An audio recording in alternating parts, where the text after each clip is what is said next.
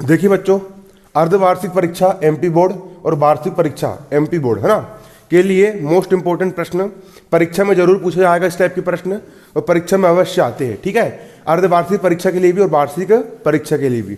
आज हम क्या पढ़ने वाले हैं, कक्षा 9वीं की गणित का अध्याय 9 की प्रश्नावली कौन सी है, 9.3 का सवाल नंबर कौन सा है, सवाल नंबर 5वां। वेरी वेरी वेरी इंपॉर्टेंट सवाल है, इसको आज हम समझने वाले हैं। सवाल देखो यहां पर क्या कह रहा है, प्रश्न 5 यहां पर कह रहा है डी ई तथा एफ, कौन कौन, डी ई तथा एफ क्रमशः बीसी भुजा, एसी भुजा और एबी भुजा के मध्य बिंदु है।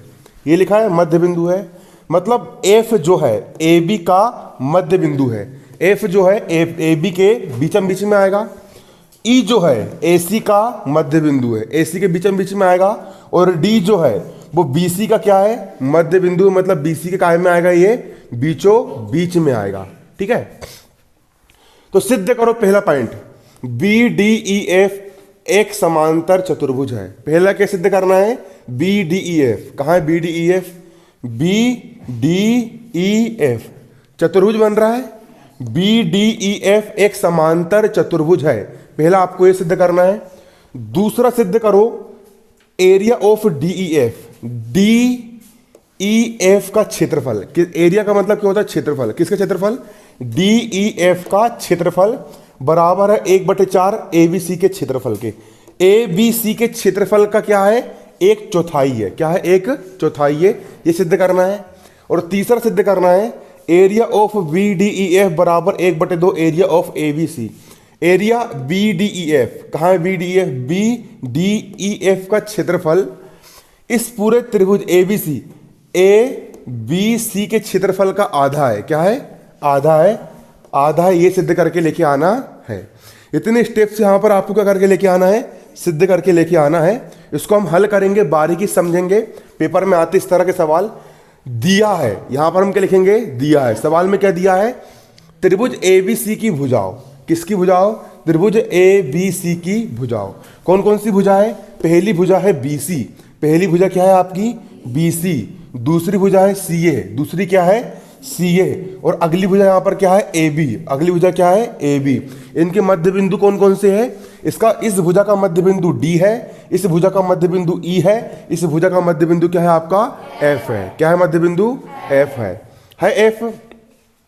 ये यहां पर हमने लिख दिए डी ई एफ और एफ डी को मिला दिया है।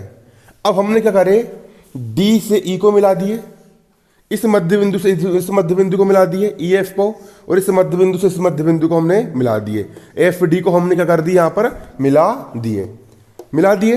अब पहला पॉइंट, चूंकि क्या लिखेंगे यहां पर हम, चूंकि डी एवं ई क्रमशः बीसी और एसी के मध्य बिंदु है। डी जो है वो बीसी का मध्य बिंदु है, और ई जो है किसका मध्य बिंदु है, एसी का क्या है, मध्य बिंदु है मध्य बिंदु।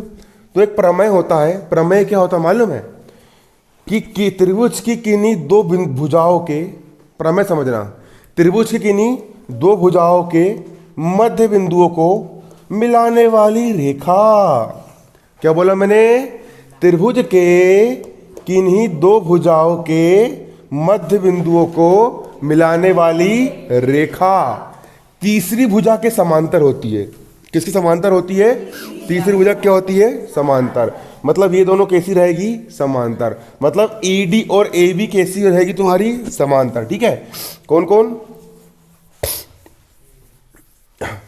देखो डीई और एफ बी क्या रहेगी तुम्हारी, समांतर रहेगी। डीई कहाँ है, डीई और एफ बी क्या होगी यहां पर, समांतर। जब ये दोनों समांतर है तो ये और ये भी समांतर रहेगी, तो डीई और एफ बी क्या रहेगी तुम्हारी, समांतर। डीई और एफ बी क्या होगी, समांतर होगी। और डीई जो है, क्या बोल रहे हैं यहां पर हम, डीई जो रहेगी वो ए बी की क्या होगी, आधी होगी। ठीक है, प्रमेय से क्या होगा, प्रमेय से ये होगा कि त्रिभुज की किन्हीं दो भुजा के मध्य बिंदु को मिलाने वाली जो रेखा होती है वो तीसरी भुजा की आधी होती है। ये प्रमेय कहता है, क्या कहता है, त्रिभुज की किन्हीं दो भुजाओं के मध्य बिंदुओं को मिलाने वाली रेखा तीसरी भुजा की क्या होती है? आधी होती है। मतलब डीई जो है, डीई ए बी की क्या होगी? आधी होगी। कौन? डीई जो होगी वो ए बी की कैसी होगी? आधी होगी। आधी का मतलब क्या होता है? 1/2 होगी। ठीक है। इसके बाद डीई और ए बी क्या होगी? समांतर होगी। डीई और ए बी क्या होगी? समांतर होगी। अगर ये दोनों समांतर है तो डीई और एफ बी भी क्या होगी? समांतर होगी। डीई और एफ बी क्या होगी? समांतर होगी। अब समझना,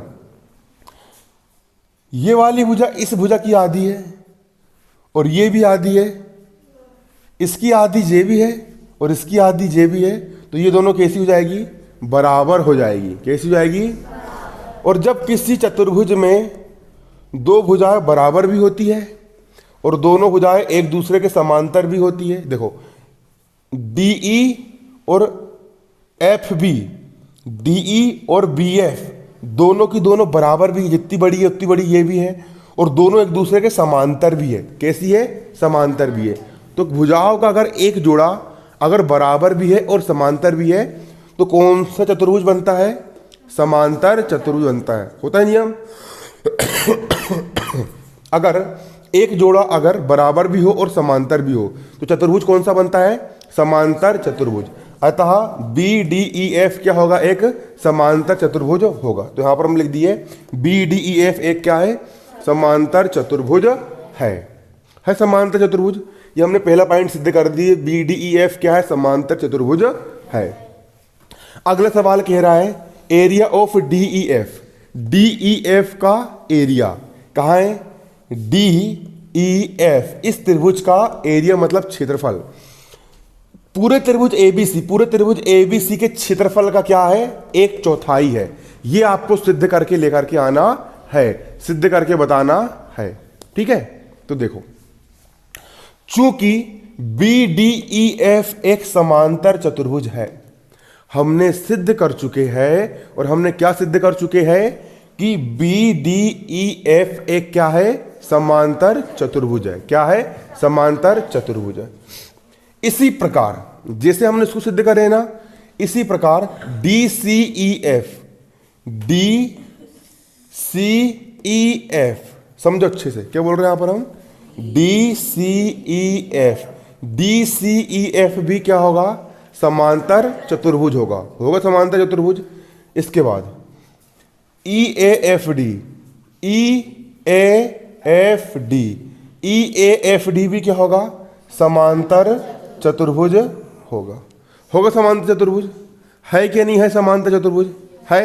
अब देखो, चूंकि समांतर चतुर्भुज B D E F, D C E F एवं ई ए एफ डी के विकर्ण क्रमशः एफ डी, डी ई तथा ई एफ है। देखो, पहला ये वाला चतुर्भुज है, दिख रहा चतुर्भुज? इस चतुर्भुज का विकर्ण क्या है? एफ डी है। क्या है? इस चतुर्भुज का विकर्ण क्या है? ईडी है। क्या है? और इस चतुर्भुज का विकर्ण क्या है? ईएफ है कि नहीं है? यहां पर जे लिखा है। ये तीनों चतुर्भुज के विकर्ण क्या है? एफ डी, डी ई और क्या है? ईएफ है ईएफ, जो उनको समद्विभाजित करते हैं। क्या करते हैं? इस चतुर्भुज को ये वाला विकर्ण समद्विभाजित करता है, मतलब दो बराबर भागों में बांट देता है। क्या कर देता है? बांट देता है। इस वाले चतुर्भुज को ये वाला विकर्ण समद्विभाजित करता है, मतलब दो बराबर भागों में बांट देता है। क्या कर देता है? बांट देता है। और इस चतुर्भुज को ये वाला विकर्ण दो बराबर भागों में बांट देता है, मतलब समद्विभाजित कर देता है। इसका मतलब क्या है कि ये वाला त्रिभुज का क्षेत्रफल जितना बड़ा ये वाला त्रिभुज रहेगा उतने बड़ा ये वाला भी रहेगा, उतने बड़ा ये वाला भी, उतने बड़ा ये वाला। ठीक है। ये चारों त्रिभुजों के क्षेत्रफल कैसे रहेंगे? बराबर रहेंगे। मतलब डी एफ बी का क्षेत्रफल, डी एफ बी का क्षेत्रफल, इसका क्षेत्रफल किस? डी सी ई के क्षेत्रफल, इसका क्षेत्रफल, ये वाला ए ई एफ का क्षेत्रफल और डी ई एफ का क्षेत्रफल, चारों त्रिभुजों के क्षेत्रफल कैसे रहेंगे? बराबर बराबर बराबर बराबर बराबर रहेंगे, रहेंगे। और अगर हम चारों त्रिभुजों के क्षेत्रफलों को अगर हम जोड़ दें, किसको जोड़ दें? अगर हम ये वाला त्रिभुज धन ये वाला धन ये वाला धन ये वाला, अगर हम चारों के चारों त्रिभुजों को हम कर दें, जोड़ दें, चारों त्रिभुजों के क्षेत्रफल को अगर हम जोड़ दें, तो हमको एक बड़ा वाला त्रिभुज ए बी सी का क्या मिल जाएगा? क्षेत्रफल मिल जाएगा। ठीक है, जैसे कि देखो डी एफ बी के क्षेत्रफल हो गया पहला। अगला क्या है यहां पर आपका? डी सी ई का क्षेत्रफल। अगला क्या है? ई ए एफ का क्षेत्रफल। और अगला क्या है तुम्हारा? अगला क्या है? अगला जो भी है तुम्हारा, ये चारों क्षेत्रफल को हमने जोड़ दिए, जोड़ दिए। अगर हमने चारों त्रिभुजों के क्षेत्रफल को अगर हमने जोड़ दिए तो क्या निकल जाएगा? बड़े वाले त्रिभुज का क्या निकल जाएगा? क्षेत्रफल निकल जाएगा, निकल जाएगा, निकलेगा निकलेगा निकल जाएगा। इसका मतलब ये है डी ई एफ जो है ये क्या है? बड़े वाले त्रिभुज के चार भाग, 1 2 3 4, चार भाग में से कितने भाग है? एक भाग। कितना भाग है कि नहीं है भाग? मतलब डी ई एफ का क्षेत्रफल, डी ई एफ का क्षेत्रफल, किसका क्षेत्रफल? डी ई एफ का क्षेत्रफल, बड़े वाले त्रिभुज ए बी सी के क्षेत्रफल का, ए बी सी के क्षेत्रफल का चार भाग। नीचे चार लिखा मतलब कितने भाग? चार भाग। 1 2 3 4 भाग, चार बराबर भाग में से एक भाग है। कितना भाग है? एक भाग है।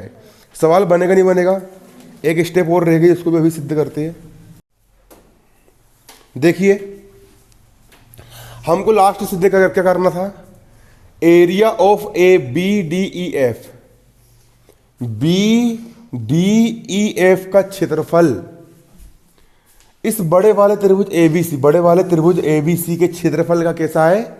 आधा है। यह सिद्ध करके बताना है। तो देखो इसको हम सिद्ध करेंगे। Area of B D E F, जो बी डी ई एफ का जो क्षेत्रफल है, समझना, बी डी ई एफ जो है किससे मिलकर के बना है? पहला ये वाला त्रिभुज और दूसरा ये वाला त्रिभुज, इन दोनों त्रिभुजों के योगफल से बना है, बना है। बी डी ई एफ का क्षेत्रफल, किसका क्षेत्रफल? बी डी ई एफ का क्षेत्रफल। पहला क्या है? डी एफ बी का क्षेत्रफल। पहला क्षेत्रफल क्या है? डी एफ बी का क्षेत्रफल। और दूसरा क्या है? डी ई एफ का क्षेत्रफल। किसका? डी ई एफ का क्षेत्रफल के योग के कैसा है? बराबर है बराबर। अब इसका क्षेत्रफल और इसका क्षेत्रफल कैसा है? बराबर है दोनों बराबर।